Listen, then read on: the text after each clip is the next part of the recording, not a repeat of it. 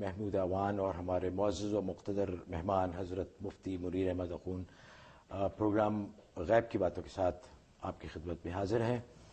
ہمیں بڑا دکھ ہوتا ہے، افسوس ہوتا ہے جب کوئی پروگرام مس ہو جائے، لیکن یہ دنیا کے کاروبار بھی ساتھ ساتھ چلتے ہیں۔ حضرت نے کیلیفورنیا جانا تھا، وہاں تشریف لے گئے تھے، بہت اصرار تھا لوگوں کا کہ وہاں تشریف لائیں، ان سے ملنا چاہتے تھے۔ تو آج تھوڑا سا حضرت سے پوچھیں گے بھی کہ ان کا ٹرپ کیسے رہا، اور دوسرا ہمارا جو ایک موضوع چل رہا ہے پچھلے 2-3 مہینوں سے تزکیہ نفس کے بارے میں، اور یہ کافی لمبا سبجیکٹ ہو گیا ہے، لیکن اس کی اہمیت اتنی ہے، اس کی ضرورت اتنی ہے کہ جب تک دل صاف نہ ہو کوئی کام نہیں ہو سکتا۔ دل ہی سے سب خیالات آتے ہیں، دل ہی ہمارا مرکز ہے، محور ہے ہمارے خیالات کا، اور جو اعمال ہمارے جسم سے نکلتے ہیں وہ پہلے ان کا خیال دل میں آتا ہے۔ تو اس لیے حضرت کی بڑی مہربانی ہے کہ انہوں نے اتنی تفصیل کے ساتھ تزکیہ نفس کے بارے میں بیان فرمایا۔ پہلے تو ہمارے جو 10 پروگرام تھے وہ تھے کہ کون سی ایسے باتیں ہیں جو کہ نہیں کرنے کی تزکیہ نفس حاصل کرنے کے لیے، اور اب پچھلے 3 ہفتوں سے حضرت فرما رہے ہیں ان چیزوں کے بارے میں جن کے کرنے سے تزکیہ نفس حاصل ہوتا ہے۔ آج اس کا 4تھا پروگرام ہے، اس کے بارے میں حضرت تفصیل سے فرمائیں گے۔ حضرت السلام علیکم۔ وعلیکم السلام۔ کیسے ہیں آپ؟ الحمدللہ۔ ایک مہینہ 1 ہفتہ آپ کی غیر حاضری لگ گئی۔ جی تو کہاں کیلیفورنیا گئے تھے؟ جی الحمدللہ۔ کیسا لگا کیلیفورنیا؟ بہت اچھا لگا ماشاءاللہ، بہت لوگوں نے محبت دی اور بہت کامیاب دورہ رہا الحمدللہ۔ ملاقات ہوئی خوب لوگوں سے؟ ملاقاتیں ہوئی، 1 to 1 ملاقاتیں بھی ہوئی، بیانات بھی ہوئے، اور ہمارے دوست فہیم الدین صاحب کی صاحبزادی کا میں جو نکاح پڑھانا تھا۔ اچھا، تو نکاح بھی پڑھا ہے ماشاءاللہ۔ ماشاءاللہ، ویری گڈ، الحمدللہ، بہت اچھا تو لگا۔ حضرت ایک بات کا خیال رکھیں کہ سنڈے کو نہ جائیے کہیں۔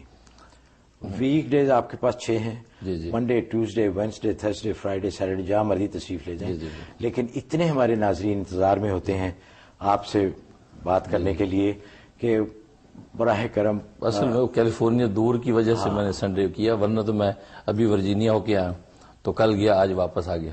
تو ورجینیا میں بڑا کامیاب دورہ رہا۔ اچھا، وہاں بھی لوگ بہت خوش ہوئے اور اچھے۔ ہمیں بھی احساس ہے، بہت کالیں بھی آتے ہیں لوگوں کی کہ لوگ آپ سے ملنا چاہتے ہیں، کیونکہ لوگوں کے لیے، اتنے لوگوں کے لیے یہاں آنا بڑا مشکل ہے۔ جی بالکل۔ تو یہ بھی آپ کی کرم نوازی ہے کہ آپ خود تشریف لے جاتے ہیں الحمدللہ اپنے مسلمان بہن بھائیوں سے ملاقات کے لیے۔ تو حضرت شروع کرتے ہیں پروگرام۔ آج کیا ہے ہمارا ٹاپک؟ جی جو چیزیں کرنے کی ہے اس کا 4تھا سبق ہے۔ جی جی بالکل۔ نحمدہ ونصلی ونسلم علی رسول الکریم، اما بعد۔ تزکیہ نفس کے حوالے سے اخلاق حسنہ پر گفتگو ہو رہی تھی۔ 3 خلق حسن بیان ہوئے تھے، توبہ، خوف الہی اور زہد۔ آج یہ وہ 4تھا خلق حسن ہے، صبر۔ صبر کا معنی رکے رہنا، جمے رہنا، اور اصطلاح میں صبر کہتے ہیں نفسانی خواہشات کے مقابلے میں اللہ تبارک و تعالیٰ کے حکم پر جمے رہنا اور اس پر ثابت قدم رہنا صبر کہلاتا ہے۔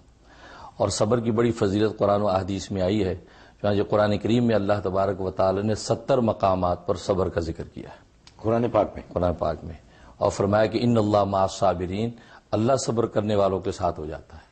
تو گویا کہ بادشاہوں کا بادشاہ صابرین کو مل جاتا ہے، اور ظاہر ہے کہ جس کو بادشاہوں کا بادشاہ مل گیا، یعنی مولا کائنات جس کو مل گیا، اس کو ساری لیلہ کائنات مل جاتی ہے۔ تو حقیقت یہی ہے، جیسے امام رومی رحمۃ اللہ نے لکھا ہے کہ ہارون رشید بادشاہ ایک مرتبہ دربار میں آیا اور اس نے کہا کہ آج ہم بہت خوش ہیں، جس کو دربار میں جو چیز پسند آتی ہے اس پہ ہاتھ رکھ دے، ہم اس کو دے دیں گے۔ تو کسی نے پردے پہ ہاتھ رکھ دیا، کسی نے گلاس پہ، فانوس پہ، قالین اور غالیچے پہ۔ تو ایک کالی لونڈی خاموش کھڑی تھی، تو ہارون رشید نے پوچھا کہ تجھے کوئی دربار میں چیز پسند نہیں آئی؟ کہا کہ پسند تو آئی ہے، تو کیا مجھے مل جائے گی؟ کہا کہ ہاں، ہم نے اعلان کیا ہے، عہد کیا ہے کہ ملے گی۔ اس نے آگے بڑھ کے بادشاہ پر ہاتھ رکھ دیا۔ امام رومی رحمۃ اللہ علیہ فرماتے ہیں بڑی بات ہے، یہ جو ہے اس عقلمند نکلی وہ کالی لونڈی کہ اس نے دربار کے مالک کا انتخاب کیا۔ تو فرماتے ہیں کہ حضرت دنیا کی چھوٹی موٹی چیزوں کے پیچھے پھرتے رہتے ہیں، جی حقیقت ہے، اور جو دنیا کا مالک ہے، بالکل، اور جو خالق ہے، بالکل اس کی طرف دھیان ہی نہیں جاتا کہ وہ اگر کسی کے ساتھ ہو جائے، اللہ، جیسے ابھی آپ نے فرمایا کہ ان اللہ مع الصابرین، صحیح بات، کہ اللہ ان کے ساتھ ہے کہ جو صبر کرتے ہیں۔ تو کتنی بڑی بات ہے جس کے ساتھ اللہ ہو جائے۔ یہ چھوٹا موٹا کوئی پولیس والا ہمارے ساتھ ہو جائے، ہم چوڑے ہو کے پھر دیں گے جی اب ہمارے ساتھ پولیس والا ہے، یا ہماری واقفیت میئر سے ہو گئی ہے یا گورنر سے ہو گئی، تو اللہ سے جس کا تعلق جڑ جائے اور جس کی واقفیت اللہ سے ہو جائے، اس کی کیا شان ہے۔ حقیقت ہے۔ تو اس لیے امام رومی فرماتے ہیں کہ مولا کائنات کو پالو تو تو یہ لالائے کائنات آپ کے قدموں میں آئے گی. تو حقیقت یہ ہے. تو صابرین کے ساتھ اللہ ہو جاتے ہیں. اور احادیث میں نبی پاک صلی اللہ علیہ وسلم نے صبر کی بڑی فضیلت بیان فرمائی اور فرمایا کہ بہترین چیز جو انسانوں کو دنیا میں عطا کی گئی ہے وہ صبر ہے. کیونکہ صبر کی بنیاد پر جو کچھ ملتا ہے وہ قابل بیان نہیں. یعنی ایسی چیز اللہ عطا کر دیتے ہیں. تبھی تو بابا بلے شاہ کہتا ہے کہ چوپ رہسیں تا موتی ملسن، صبر کریں تا ہیرے. کیا دوبارہ فرمائیے؟ چوپ رہسیں تا موتی ملسن، صبر کریں تا ہیرے. پاگلا وانگو روڑا پاویں نہ موتی نہ ہیرے. تو حقیقت ہماری حالت یہی ہے. تو ہم جزا شکایتیں.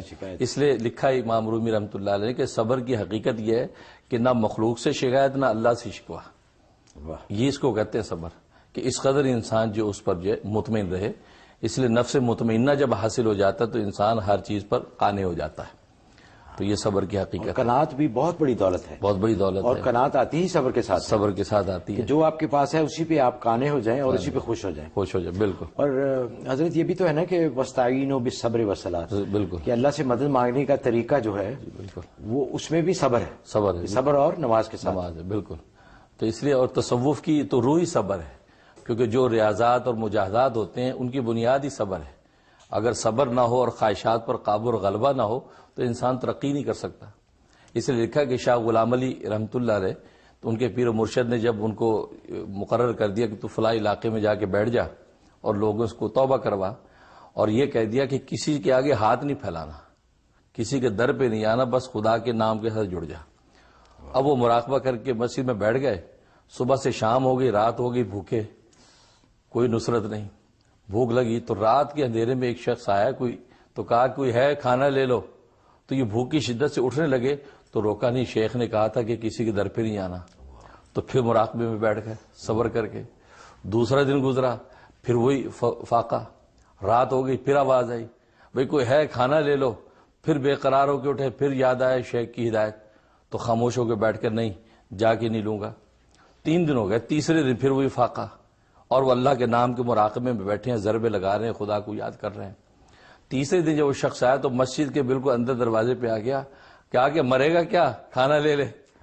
یہ آواز آئی تو سمجھ گیا کہ اوہو یہ تو اللہ کی نصرت ہے. تو جا کے اس کو قبول کر لیا. پھر یہ عالم تھا کہ حضرت کی خانقاہ پہ ہزاروں لنگر، صبح شام ہزاروں لوگ لنگر سے استفادہ کرتے تھے. اس صبر کے نتیجے میں جو جزا ملی. اور لکھا ہے کہ شاہ غلام علی رحمۃ اللہ اتنے بڑے پیر و مرشد بنے کہ جن کی خلفاء کی تعداد 35,000 ہے.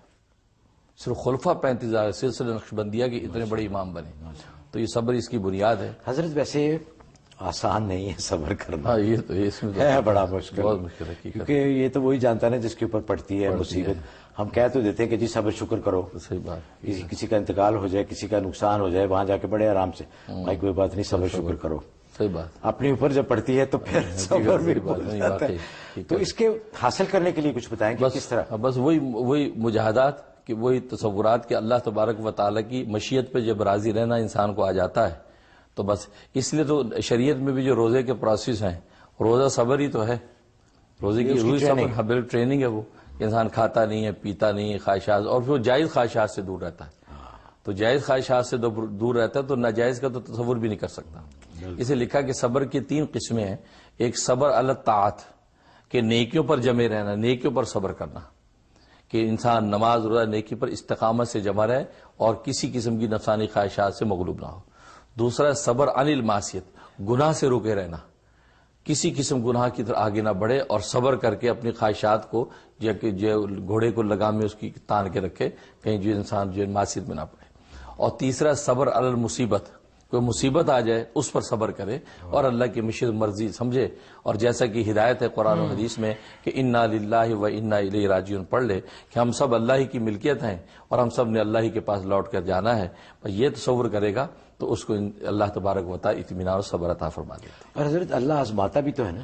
جی بالکل. جگہ جگہ ہے کہ وَلَنَبْلُوَنَّكُمْ بِشَيْءٍ مِّنَ الْخَوْفِ وَالْجُوعِ وَالْأَنفُسِ وَالثَّمَرَاتِ. بالکل کہ اللہ بندوں کا امتحان بھی لیتا ہے ان چیزوں سے، ان کو چھین کر، ان کی کمی کر کے. بالکل. تو امتحان صبر کا ہی ہوتا ہے. اس لیے امام غزالی فرماتے ہیں کہ اصل میں صبر کی ضرورت انسان کو پوری زندگی رہتی ہے. کیونکہ انسان کو دنیا میں 2 ہی حالتیں پیش آتی ہیں، یا تو اس کی مرضی کے موافق یا مرضی کے مخالف.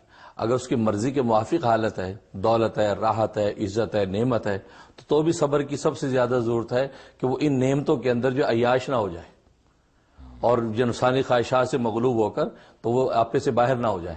اچھا، جیسے بہادر شاہ ظفر نے کہا نا کہ ظفر آدمی نہ اس کو جانیے گا، گو کیسے صاحب فہم و ذکا، جسے عیش میں یاد خدا نہ رہی، جسے تیش میں خوف خدا نہ رہا. تو عیش میں یاد خدا رکھنا تو یہ صبر ہی کا نتیجہ ہوگا. اور فرمایا کہ اگر مخالف حالت ہے تو مخالف حالت میں تو صبر کی سب سے زیادہ ضرورت ہے کہ انسان جو اللہ کی مشیت پر راضی رہے اور جو کسی قسم کی شکوہ شکایت نہ کرے.